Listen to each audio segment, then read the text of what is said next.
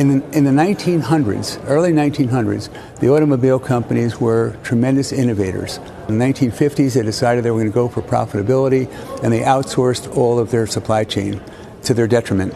And all these companies went bankrupt. Hundreds of them went bankrupt. I think about it as a technology company. They have data, technology. They make cars cheaper than it was. When Ford makes one of these cars, an electric car, every car they make, they lose $36,000 on. $36,000 per car. Our company now makes about $8,000 or $9,000 in profit a car. They were making $15,000 in profit a car.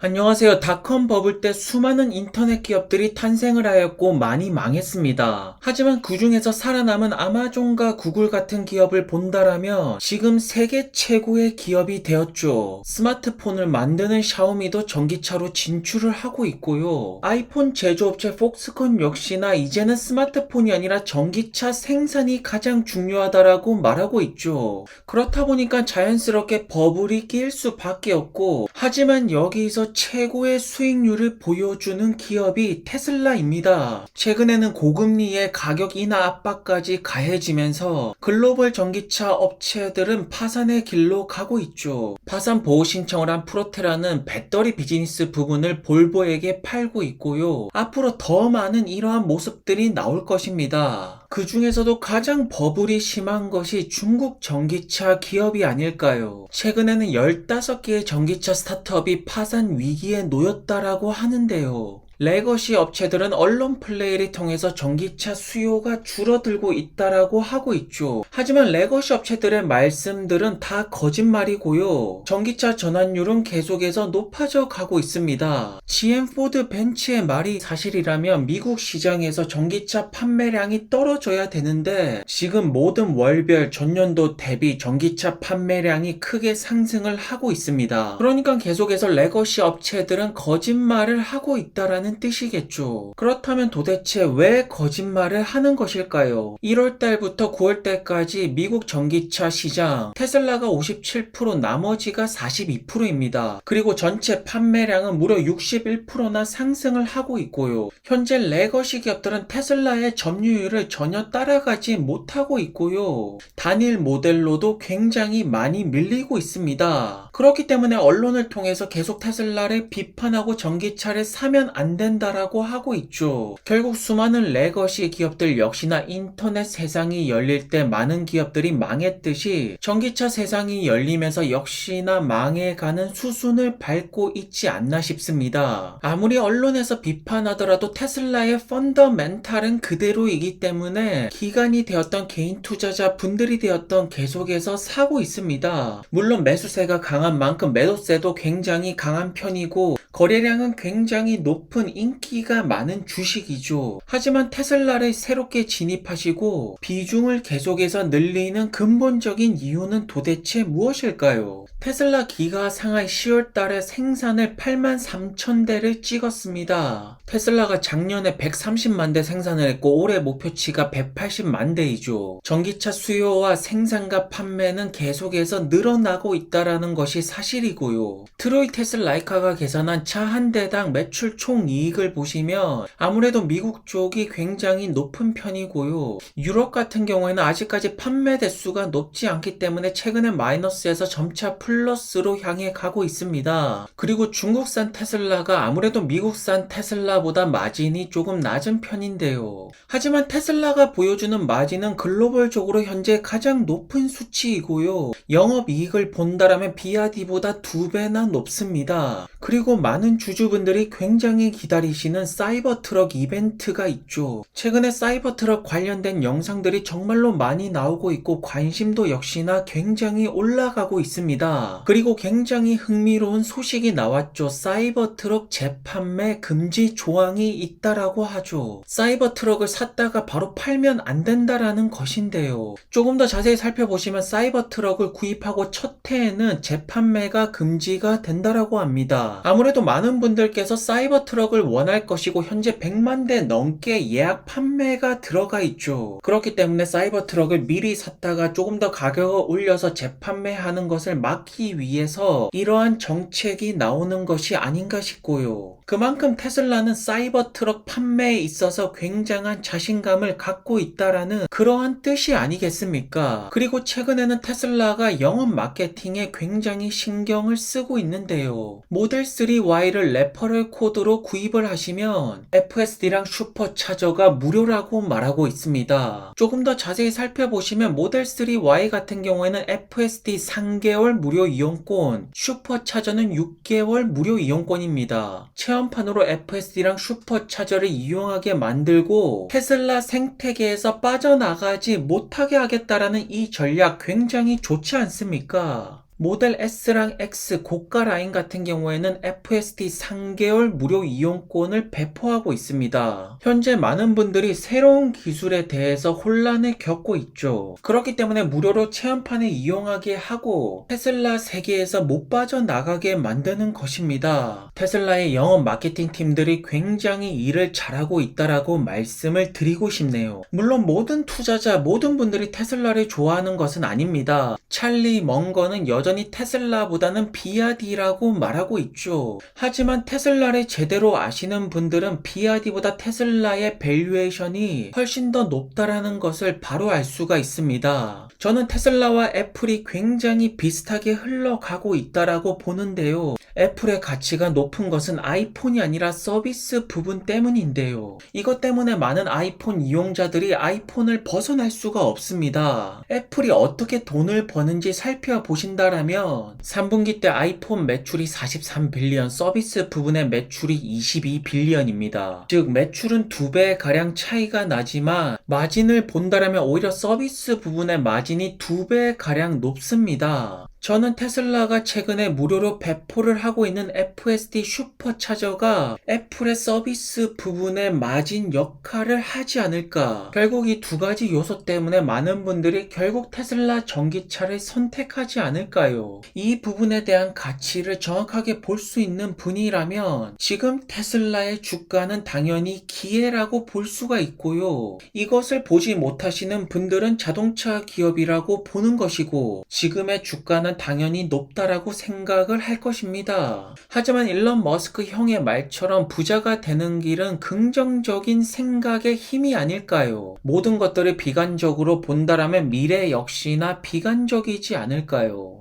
그리고 일론 형의 전기가 영화로 나온다라고 하는데요. 스티브 잡스 형의 영화가 굉장히 많이 나왔죠. 결국 현재 인류가 주목하는 가장 위대한 비즈니스맨은 일론 머스크 형이 아닐까라고 보고요. 스타링크 역시나 프로그램을 계속해서 확장을 시키고 있죠. 분명히 스타링크가 테슬라 전기차에 활용될 부분이 있다라고 보는데요. 그래서 현재 시점은 확실하게 전기차 버블이 점차 사라지는 단계라고 보고요. 많은 기업들이 계속해서 파산을 이어나갈 것입니다. 레거시 기업들 역시나 예외가 아니고요. 그리고 전기차 버블을 일으켰던 테슬라는 이제는 전기차가 아니라 서비스 부분의 매출을 크게 일으키기 위한 한 단계 더 큰 도약을 준비하고 있네요. 그렇다면 테슬라는 전기차 버블의 최종 승리자이자 AI 버블까지 현재 노리면서 들어가고 있습니다. Alright, next up Palantir, year to date up 200%. Your thoughts on this one? I think they have some government contracts. They're not going anywhere. This security play is really crucial. They also have this AI platform, which I think is going to gain in share. 그리고 올해 최고의 성적표를 보여준 팔란티어. 지금 $20가 정말로 코앞까지 온 상태인데요. 과연 올해 $20를 넘기면서 마무리가 될지 많은 주주분들이 기대를 하고 있습니다. 현재 NHS 계약 같은 경우에는 팔란티어가 먹은 것이나 다름없다. 이미 따낸 것이나 다름없다라는 기사들이 매일매일 올라오고 있죠. 결국 여기서 컨펌이 제대로만 난다라면 $20를 뚫고 올라가지 않을까요? 물론 영국 언론 업체에서는 계속해서 팔란티어가 데이터를 가져갈 것이다, 이런 비판적인 여론도 존재를 하는데요. 하지만 많은 투자자분들께서는 팔란티어가 AI 웨이브를 계속해서 이어나갈 것이다, 올해 최고의 주식이었던 팔란티어 내년에도 엄청난 주가 상승이 이어질 거라고 말씀을 하고 계시죠. 팔란티어 역시나 미국 시장에서 AI 채택률이 그야말로 폭발적으로 증가를 하고 있다라고 말하는데요. 현재 많은 분들께서 AI 시대가 올 것이라는 것에 동의를 하고 있고요. 거기서 제대로 빛을 발할 수 있는 기업이 팔란티어가 아닐까요? 물론 아직까지는 큰 계약건보다는 작은 계약건도 역시나 많습니다. 왜냐하면 아무래도 조심스러울 수밖에 없겠죠. 새로운 기술을 사용하는 것이기 때문에 처음부터 큰 계약으로 들어가기에는 무리가 있고, 결국 조금씩 사용하다가 점차 계약 규모를 늘리지 않을까요? 현재 가장 중요한 것은 고객 수가 계속해서 늘어나는 것이 중요합니다. 그리고 팔란티어의 고객 수는 계속해서 늘어나고 있고요. 결국 근본적으로 이 숫자가 나왔기 때문에 지금 팔란티어의 주가가 계속해서 올라갔던 것이 아닐까요? 고객 숫자가 올라가면 자연스럽게 매출 상승은 계속해서 나올 수밖에 없습니다. 소프트웨어 기업이기 때문에 현금 흐름 마진 역시나 굉장히 좋은 편이고요. 매출은 계속해서 늘어나고 있고 주식 보상 비율은 계속해서 줄어들고 있는데요. 확실하게 팔란티어 시대가 오고 있다는 것을 느끼는 것이, 데이터 관련해서 많은 기업들이 팔란티어 플랫폼, 특히나 파운드리를 굉장히 많이 사용하고 있죠. 그렇다면 앞으로 곧 빠른 시일 내에 많은 대학교에서 컴퓨터 사이언스 데이터를 가르칠 때 팔란티어 플랫폼 사용법도 가르치지 않을까요? 물론 여전히 팔란티어를 베어리시하게 보는 분들도 계십니다. 그분들의 말씀의 공통점은 팔란티어가 좋은 기업인 것은 알겠지만 현재 주가가 너무나도 높다라고 말하고 있죠. 물론 팔란티어의 밸류에이션이 높은 것은 사실입니다. 하지만 AI 섹터에서 낮은 밸류에이션을 받는다라는 것은 그만큼 미래 가치가 없다라는 뜻이 아닐까요? 팔란티어의 미래 가치는 굉장히 높다라고 말씀을 드리고 싶네요. 오늘도 좋은 하루 되시고요. 행복하시기를 바라보겠고요. 구독과 좋아요도 부탁드리겠습니다. 그럼 안녕히 들어가세요.